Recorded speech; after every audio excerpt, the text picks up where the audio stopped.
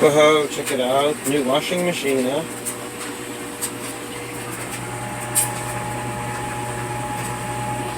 General Electric.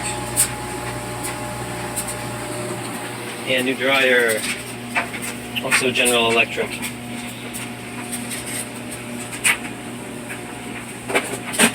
And yes, the issue with this one is...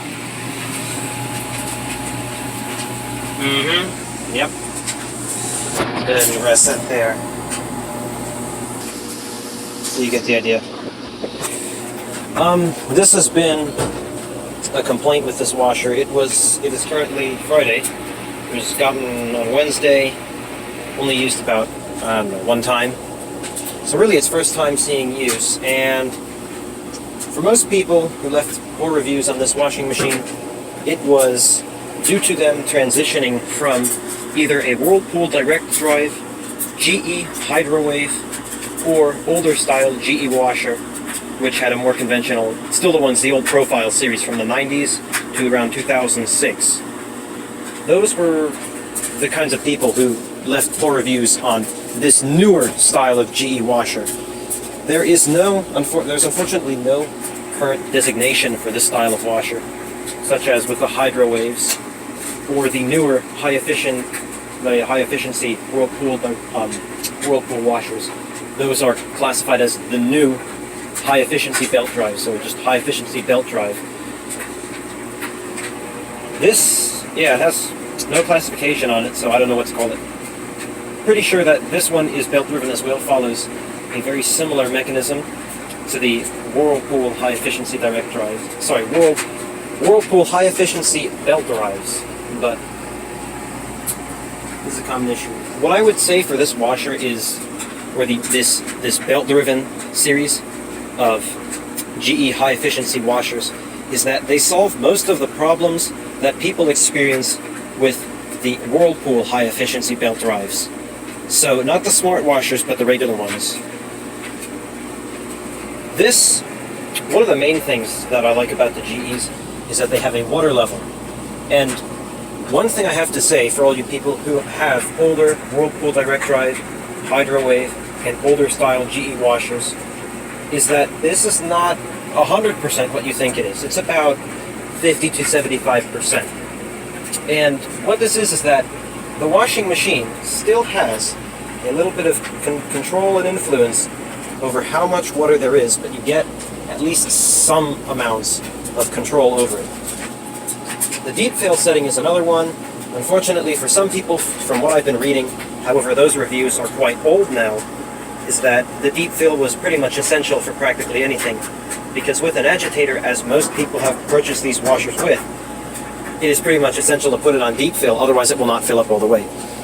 While that is slightly disappointing that the water level knob does not have full, complete 100% control over the water level, it gives you at least some choice.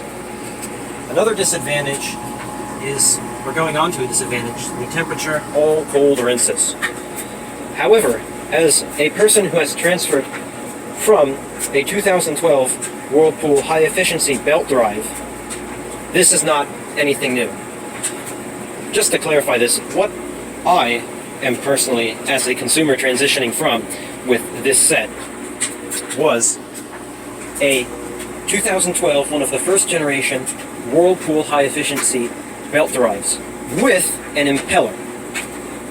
Now, from me going from that, and that washing machine lasted around 6 years. The reason why the choice was made to replace that washing machine, and dryer as a matter of fact. I am not an advocate for replacing a dryer with a washer simply because you're buying a new washer. The problems with the washer were, 1, the bearings had gone bad. 2, the pump motor had gone bad. And 3, it was accumulating a surprisingly large amount of rust under the lid here.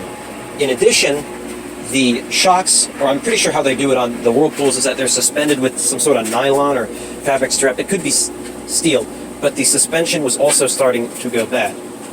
With all these things taken into consideration, and the fact that all of them were broken at once,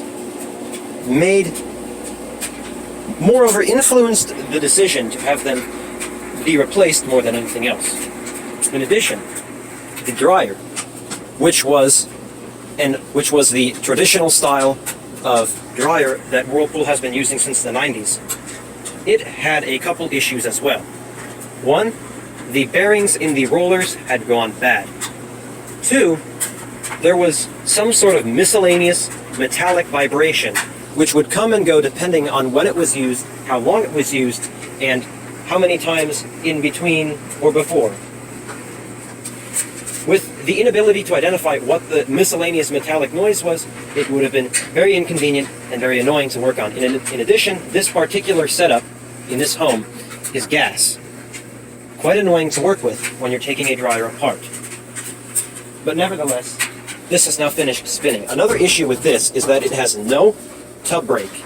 Now, as a person who has transitioned from another high-efficiency belt-driven washer, this is not an unfamiliar thing. The previous one did not have a tub brake either. Now, moving on to another aspect of this that I like. The controls on this one are more useful than on the other washer we had, the previous Whirlpool high-efficiency belt drive. On that washer, there was the cycle selector on this side.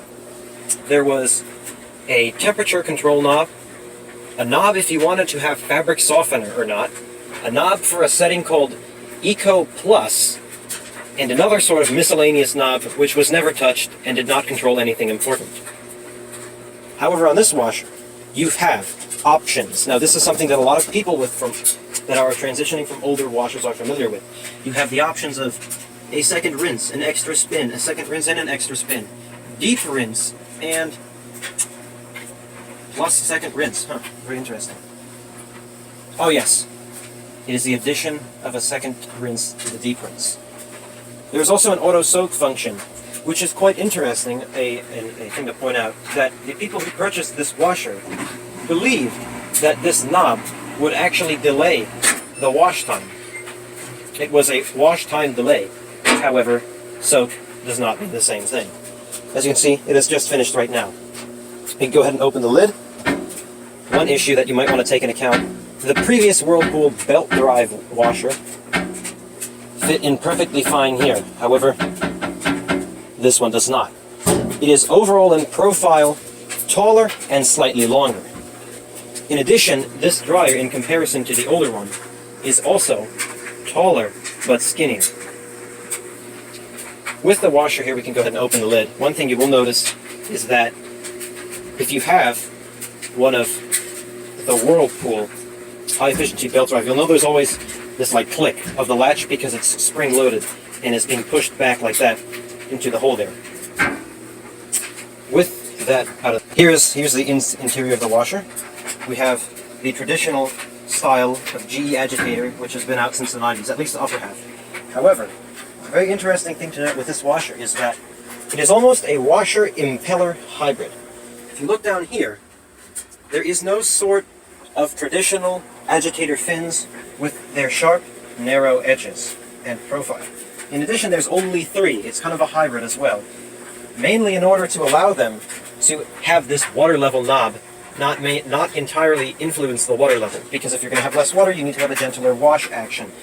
Very unfortunate. However, it is much better than having an impeller and no sort of control over water level at all. In addition, on the previous washer, because it had an impeller, on cycles which filled the tub about halfway, it only went up to about here. That's as high as it would ever go on bulky items. The impeller did not have much influence on the water currents or how much the clothes moved when it was filled up beyond the standard 2 inches of water. It just did not create enough currents. This, however, does. I rotated this only when there was water in here and it was actually dragging the clothes down. One thing I like to see. However, annoying thing with this agitator, it has the newer style of fabric softener dispenser, which for some reason on this particular one falls apart every single time you remove the upper half. You need to manually stick this back inside and clip it on in order for it to work correctly and not cause excessive noise. Now, this is the main thing that gets me with this washer.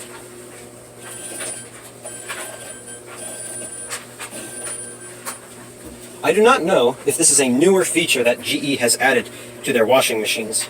I have looked at some older videos from around 2016 to 2017 when they first introduced this type of washer, and I do not, in any shape or form, remember this.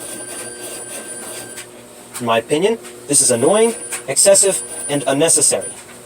Ideally, there would be a way with some sort of knob combination or sequence to disable the beep. However, there unfortunately does not appear to be one. This is something that would not be very hard to implement, and I believe could greatly increase the appeal of these washers to some people. In my opinion, this sort of beeping and noise is totally unnecessary, because every single time you make one adjustment at all, it beeps at you. Every single time.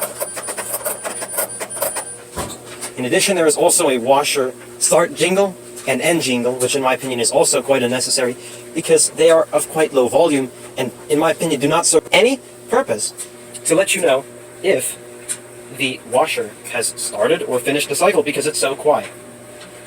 Another thing that I have to say I do not like is this. I'm going to start it on a drain and spin cycle first, and you'll see what it does. Another thing, the lights go off when you start the cycle. That is something I do not like. I believe the light should come on instantly, because one could very easily mistake the washer, during that period as doing absolutely nothing at all. Start pushing the start pause button, hold it to stop, and then you've got a whole mess of unnecessary shenanigans, and it's just bad.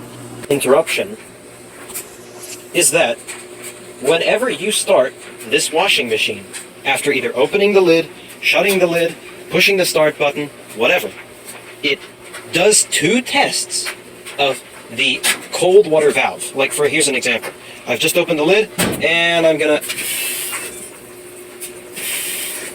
You see, it tests it every single time. To my knowledge, there is no sensory component which is able to detect the presence of water during that very brief test cycle. Now, one thing that you may not have noticed due to my...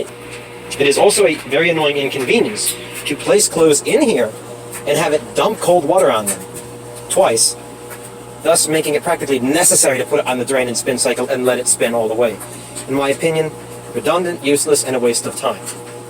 Again, you'll notice as I started it, resume chime. Not necessary in my opinion. And here's the biggest complaint, which I was getting at earlier at the beginning of the video. It vibrates a lot. Now, again, from someone who previously owned a Whirlpool high-efficiency belt-driven washing machine, this is nothing new. The old one that we had vibrated a lot. Almost the same amount as this. This one is about equivalent to, or just a bit worse than the previous one. And here we go, it's spinning up now. And you can see it's just slightly off level. Now, an issue with this is that you need to make sure that you absolutely take it from the middle, because you can get all sorts of wonky results due to the curvature in every single surface of this washing machine's design. The side, believe it or not, is curved. You can get slight variations depending on whether you put it high up on the washing machine or low. So I found it best to try and center it with the depression in the top here for the lid, and then move it back. And this one very nicely has a magnet, so it holds in place. And you can see it's not quite perfectly level. Do I believe that adjusting the feet on this washer would provide any sort of benefit or reduction in vibration? Yes. Do I believe it would be enough to make it stop vibrating altogether? No. It will just reduce the vibration slightly. And the reason for that is because the way this washing machine is designed, the suspension system is very, very loose. And I mean not in the fact that it's all like there's some play in it, no. But it is extremely easy to push the basket to the side, the back, any of the sides. However, there is the suspension system is designed to return the basket to the center position. I personally think that if a washer like that is off balance, then the basket returning it into the center can put it at an angle, and then this may occur.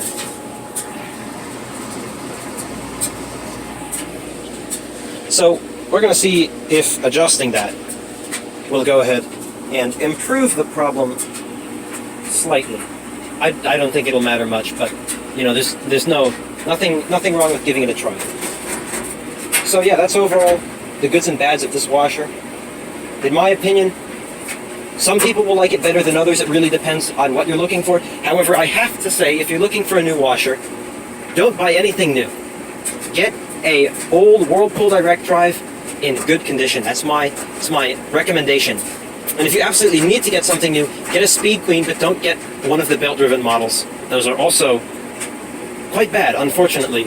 With a name that has such recognition in the washing machine world of producing high-quality washers, it's very unfortunate that their quality of their most recent models has started to decline. However, you go back maybe 2, 3, or 4 years, you'll be pretty good. And I'm pretty sure there are still some of those washers available, since they're still selling GE Hydro Waves, brand new. Yeah, there's a lot of excess stock of these things, but that'd be my ideal recommendation if you are dead set on something new. But if not, you might as well go ahead and go older. You can go all the way as recent as 2010 to get a good Whirlpool direct drive, and those are in the exact same style as the first generation HE belt drive washing machine. So I'll go ahead and insert a picture of what our previous one looked like, and it looks exactly like that, except the color scheme is, instead of being blue and green, it is gray, black, and red. So in my opinion, actually looks a bit better. But we'll go ahead and finish off with this. Overall, would I return this machine based off its performance now? Well, I don't know.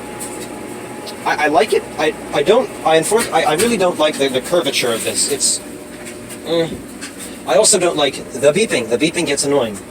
But overall, I'll have to see. I'll have to see if the wash action is good, and we'll see how it goes from there. But this is the main thing that really gets me. There are practically no videos online of how to repair this style of washing machine. Practically none. If you look up GE washer repair video, you will only get videos of hydro-wave washers. The majority of the videos are hydro-wave washers. That was what? 2016, 2017 when they stopped making those? Those are at least 4 years old by now, and that is the only type of repair videos you can find. So there's a major downside to getting this washer. Now we move on to the next subject of this video, the dryer. This is, for a comparison of noise levels to the defective old Whirlpool, far better. Far better. If you have a look on the control panel, it's laid out differently. Your center knob is in the middle, signal, push to start, temperature, extended tumble.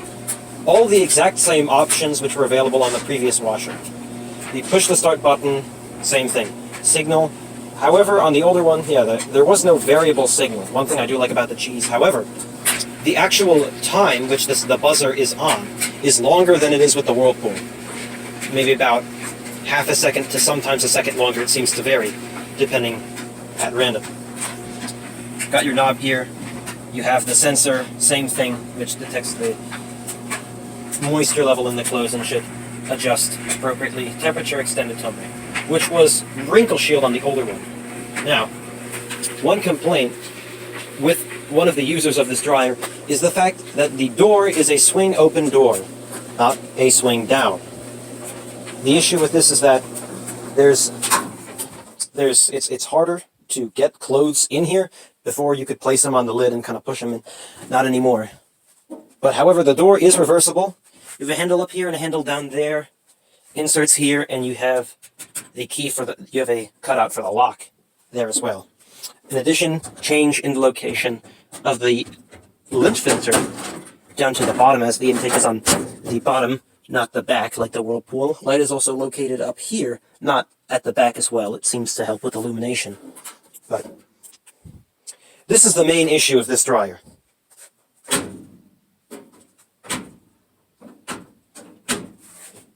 I'm actually pushing it. The door is very hard to shut, and also the feet slip pretty easy. Takes little to no effort to move this whole dryer. So you kind of have to really kind of slam it home, but I assume that will get better with use. Now, a clear advantage to this GE dryer is the timer and the door. When the door is open on this dryer, or the dryer is not actually running, the timer will not still be continuing to go through the cycle. On the old Whirlpool dryer. As soon as you shut the door, the timer starts. It is not dependent on anything except whether you've pushed the start button or not. It will continue to run. So on the old one, it would be going now. It is not now. It will only start once I push the start button. Now that leads me into another disadvantage of this. The start button on this dryer seems to be connected to the start winding on the motor. So in the case of you've pushed the start button and you don't hold it down for long enough for the centrifugal switch to flip and the run winding to engage, this will happen. It doesn't work. You have to push until you hear a click, and now it's running. But yeah, aside from this is the gap here is slightly ugly. It's not very aesthetically pleasing, to say the least. But you've got a completely plastic control panel. Metal door, but plastic handles on the door. Again here, completely plastic. Lid is metal though, which is nice to see. But yeah, that's how it's going so far. What I'm going to do now is I'm now going to adjust the feet on this washer. And another thing that I've just remembered is also disassembly of this washer. That is another point that I wanted to make. The disassembly of this washer is apparently very, very difficult. Now, I don't know if I can necessarily get down here and show you in the back, but I've heard reports of this washer being, the case of this washer being riveted to the back panel. Now with the older washer, it was designed as all Whirlpool washers were.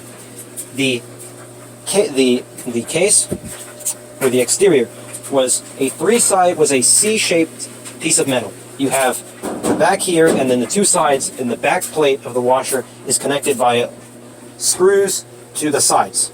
So you can unscrew it, pop the control panel up, and tilt the whole top, the whole cabinet, forward and off.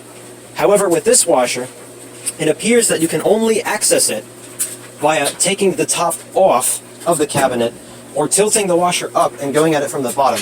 I have checked, and there is no bottom to the washer. It's like an old Whirlpool direct drive. You stick your hand under and you're inside.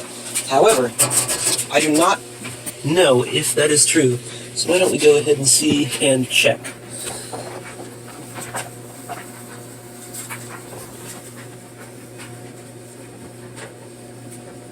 Does not look like we'll be able to focus in on anything down there.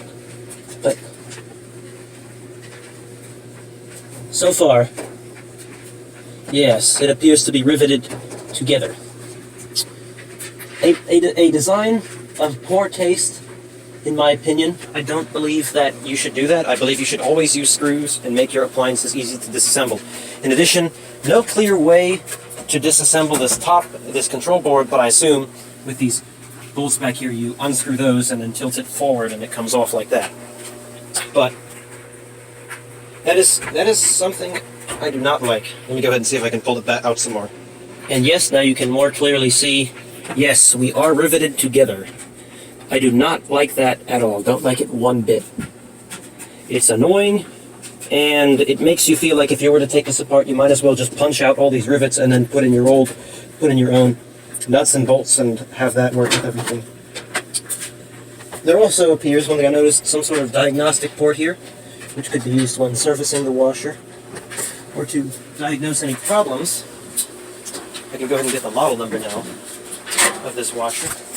It is the GTW465. That is the model number on this washer. Again, with the leveling, not exactly level on there.